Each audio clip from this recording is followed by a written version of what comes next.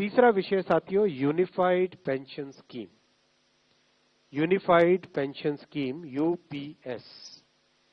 आप सब जानते हैं साथियों कि सरकारी कर्मचारी देश भर में सामान्य नागरिकों की सेवा करते हैं, चाहे शिक्षक हो, स्वास्थ्य डॉक्टर्स हो, नर्सेज हो, सफाई कर्मचारी हो, पुलिस हो, रेलवे के कर्मचारी हो, डाक सेवा के कर्मचारी हो, कृषि वगैरह में हर एक फील्ड में सरकारी कर्मचारी देश भर में सेवा करते हैं और उस सेवा से समाज की एक व्यवस्था चलती है।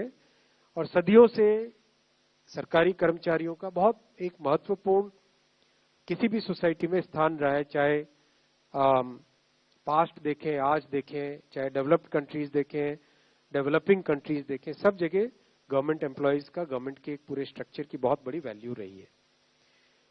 सरकारी कर्मचारियों की सामाजिक सुरक्षा, सोशल सिक्योरिटी से रिलेटेड मैटर्स हमेशा से उठते आए हैं और समय समय पे बहुत अच्छे निर्णय भी लिए गए। खासकर जो सेवानिवृत्ति यानी रिटायरमेंट या सुपर एन्युएशन जिसको कहते हैं टेक्निकली, सुपर एन्युएशन के बाद में पेंशन जो मिलती है वो सामाजिक सुरक्षा का बहुत बड़ा एक महत्वपूर्ण उसका पिलर है, उसका बहुत बड़ा एक महत्वपूर्ण भाग है। देश भर में सरकारी कर्मचारियों की तरफ से हमेशा मांग आती रही कि जो एनपीएस स्कीम है उसमें सुधार किए जाए।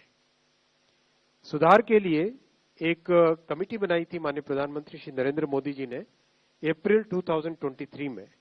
डॉक्टर सोमनाथन साहब जो कि आपके सामने आज कैबिनेट सेक्रेटरी डेजिग्नेट के हिसाब से बैठे हैं, आप फाइनेंस सेक्रेटरी के हिसाब से इस कमेटी के चेयरमैन थे और इस कमेटी ने एक्सटेंसिव कंसल्टेशन किया। एक्सटेंसिव कंसल्टेशन 100 से ज्यादा एम्प्लॉयज यूनियंस एसोसिएशंस के साथ कमेटी ने डिस्कशंस किए, कई मीटिंग्स हुई, कई राज्यों के साथ, करीब करीब सारे ही राज्यों के साथ इस कमेटी ने इंटरेक्शन किया।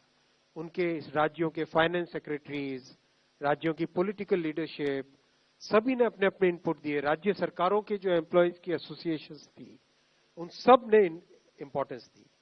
तो जिस सीरियसनेस के साथ प्रधानमंत्री श्री नरेंद्र मोदी जी ने इस विषय को लिया, आप सब जानते हैं कि मोदी जी के काम करने की शैली में और विपक्ष में एक बहुत बड़ा डिफरेंस है।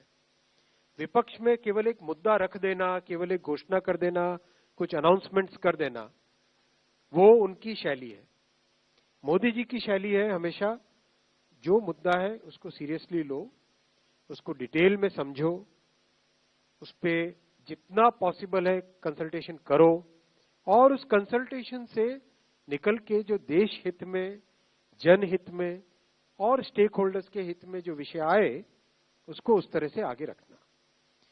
इसीलिए इस कंसल्टेशन के बाद में और साथ ही साथ जो जॉइंट कंसल्टेटिव मैकेनिज्म है सेंट्रल गवर्नमेंट के एम्प्लॉयज का, जेसीएम, उसके साथ मल्टीपल मीटिंग्स, फिर दुनिया के कई देशों में किस तरह की स्कीम्स हैं, किस तरह के सिस्टम्स हैं वो भी देखा।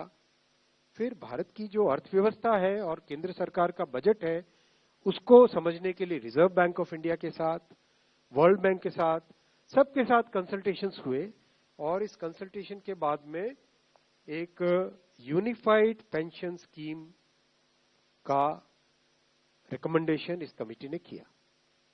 और आज प्रधानमंत्री श्री नरेंद्र मोदी जी की अध्यक्षता में यूनियन कैबिनेट ने यूनिफाइड पेंशन स्कीम को अप्रूव किया है, इसको अनुमोदित किया है और ये स्कीम अभी आने वाले समय में लागू